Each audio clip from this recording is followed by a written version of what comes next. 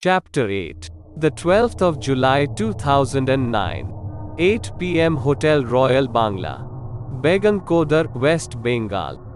It's better now, said Savitoj, still struggling to rise from the bed.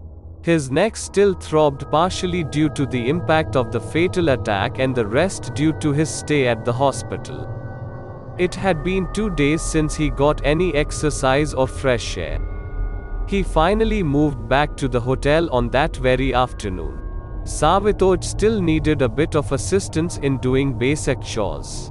Ryan offered his help, but Savitoj denied and got up on his own on the second try.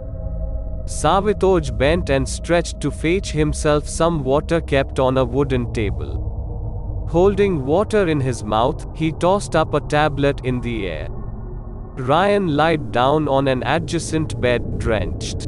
He had looked after his senior and hence spent many sleepless nights. Comfy, God. The hotel beds feel so heavenly. Right, sir?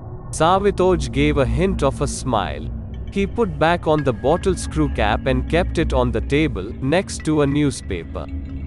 The publication was filled with articles titled, "Memorial Service of the Nation's Savior, Investigator Hospitalized, Hurt or Drama?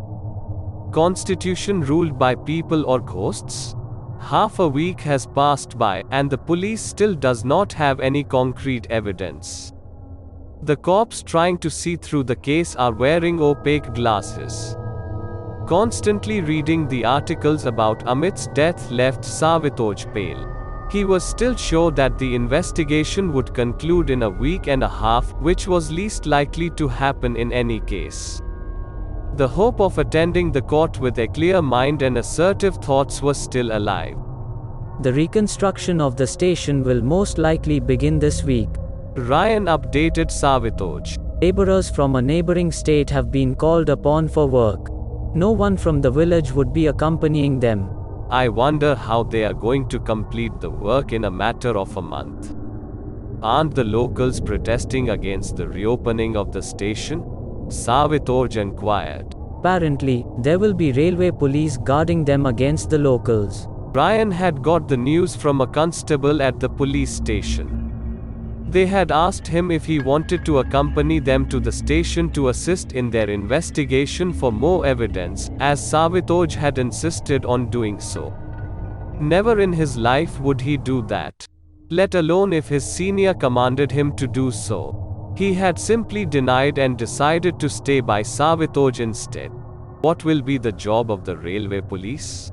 Guarding the workers or preventing them from knowing the past of the station? Savitoj inquired, not expecting an answer. Savitoj walked by the window to get a view of mild rain pouring down in the dark.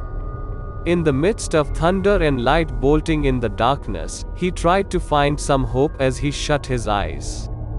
It had been 2 months since Savitoj had spent an entire day with his son. Veer's smiling face crossed his mind.